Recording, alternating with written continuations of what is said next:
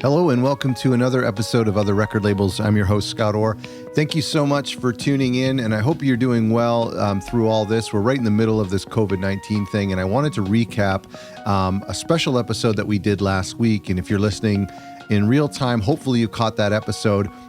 We did we reached out to two different labels to see how they were coping through all of this and how they were attempting to persevere and to continue with their business through the shutdown that has occurred because of the pandemic. And so we reached out first to John Beeler at Asthmatic Kitty Records, who are home to Sufjan Stevens. And Sufjan just released a new age ambient record called Aporia that was scheduled to release right in the middle of the shutdown.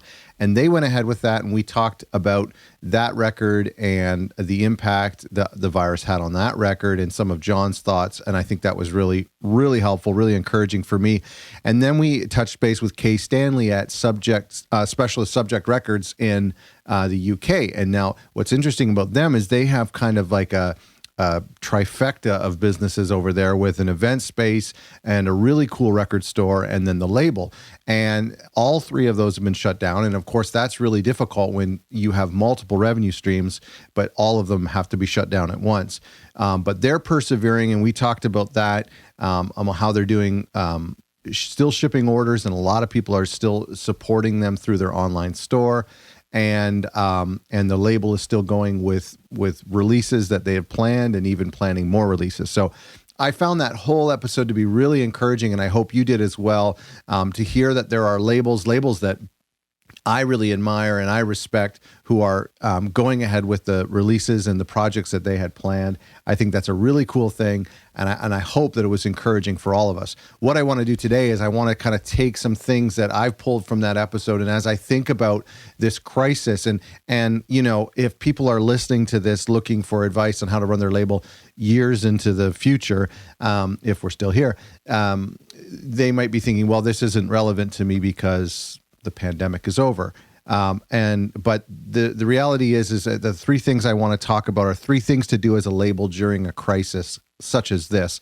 But we've experienced things not on a global level, but a lot of people have experienced things like this, let's say like the aftermath of a hurricane or you know, another natural disaster like that, or some sort of sad event that takes place in your area. It feels like America's full of them, but in North America, we always have things that are really huge. Maybe it's even something just like post-election or something that it feels like everybody's attention is elsewhere, and it feels like bringing up or promoting entertainment pieces isn't the right thing to do, or is much harder to do than just during the regular time. And so I do think this is relevant across the board, but it's very relevant today. And I want to talk about the encouragement that I found in reaching out to these labels and doing that special episode. And I wanted to kind of pass it on to you. Three things for me that I'm trying to stay focused on during this time that I think helps my mental health, and it encourages artists and encourages the people that look to us for encouragement. The first thing is to stay present, to continue releasing music if you can, to stay engaged, and to continue with the same social patterns that your label has online or in person. Well, not in person now, but mostly just online.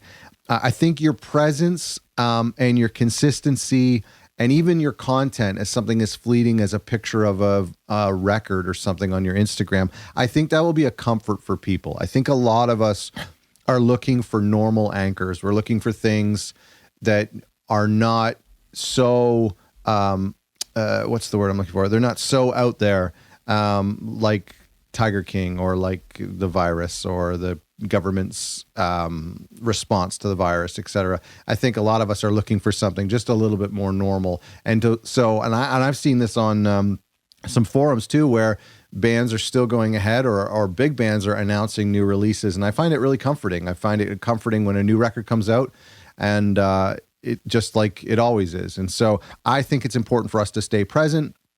I should add a caveat to this whole episode.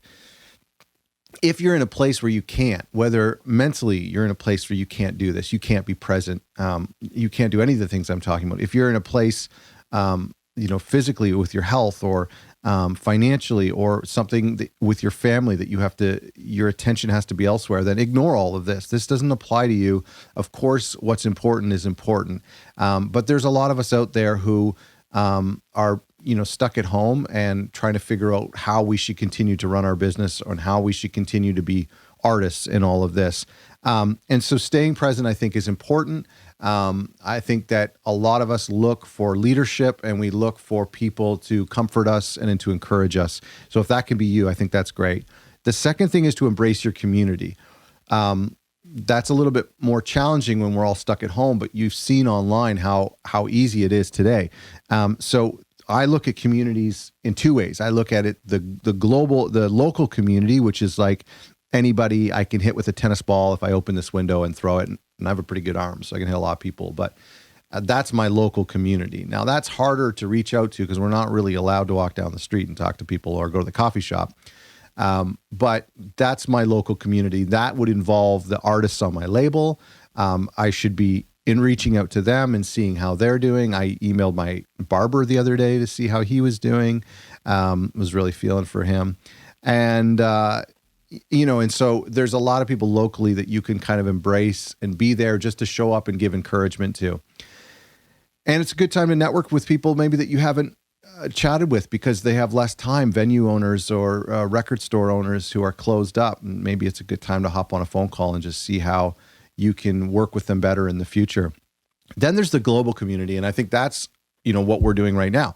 And that's what I think is really thriving, where I'm seeing a lot of incredible engagement and encouragement is through social media and through your email lists and through the live streams that people are doing.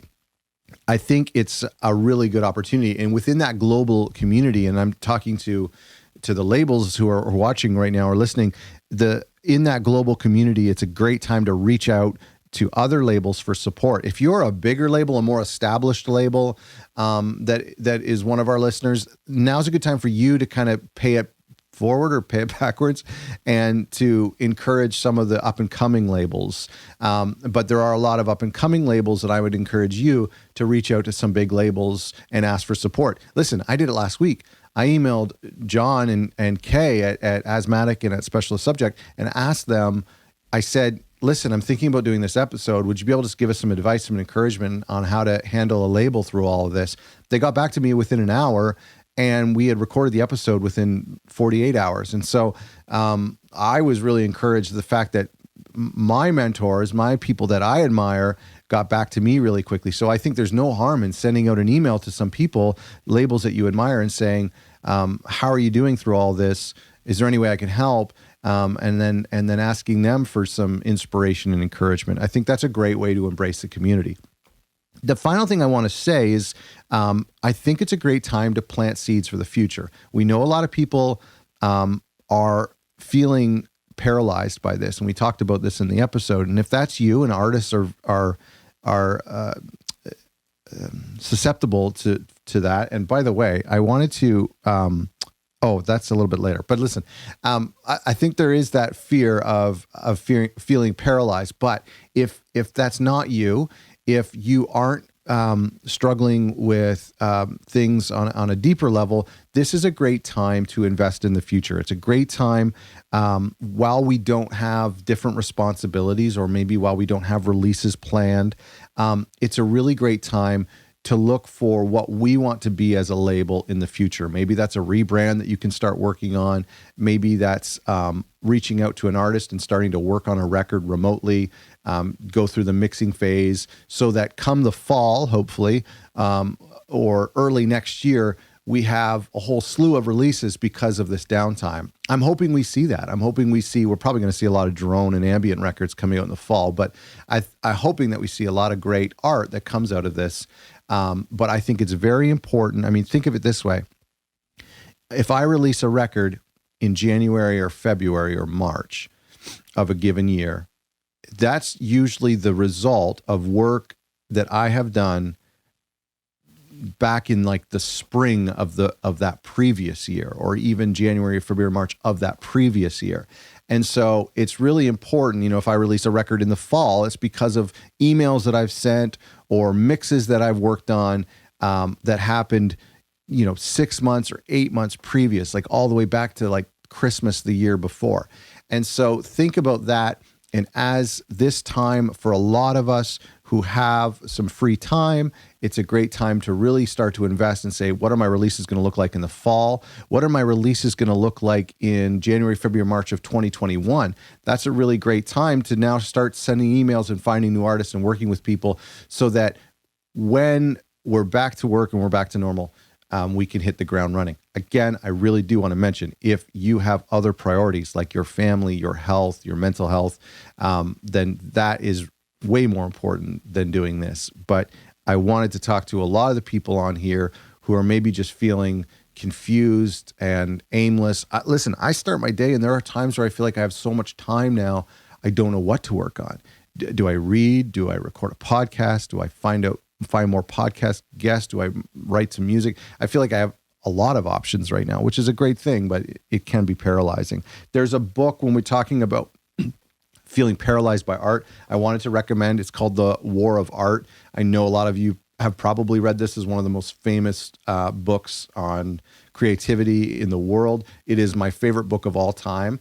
I'm going to read it again, actually, but he has like 2 or 3 or 4 sequels that I've read as well. But this is one of my favorite books ever, and it really helps with that creative block, mental block that comes with being a creative artist, and the resistance that we face that is mostly imaginary, being creative. So that's a good thing to read during this time.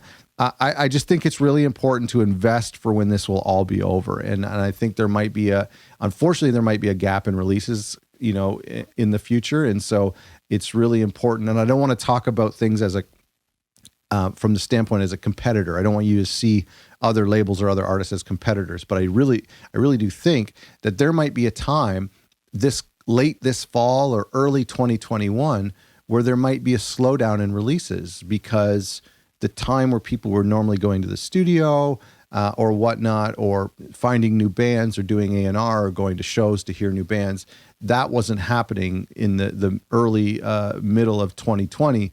And that may impact how crowded the field is later in the fall. And I'm not talking about the competitive nature of this at all, because I don't support that in the industry, in the record industry. But I do think that I hope to have something to release, because I know that having music, and this is why we do this, having music to release can be really encouraging and really helpful for people who aren't even in the business, people who are just listeners of music really appreciate what we do. And we all know that. So thank you so much. Go back and listen to that episode with Asthmatic Kitty and Specialist Subject Records.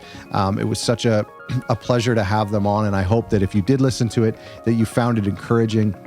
You can, like I said, email those labels and get some support. I know that they'd be glad to chat with you, hopefully.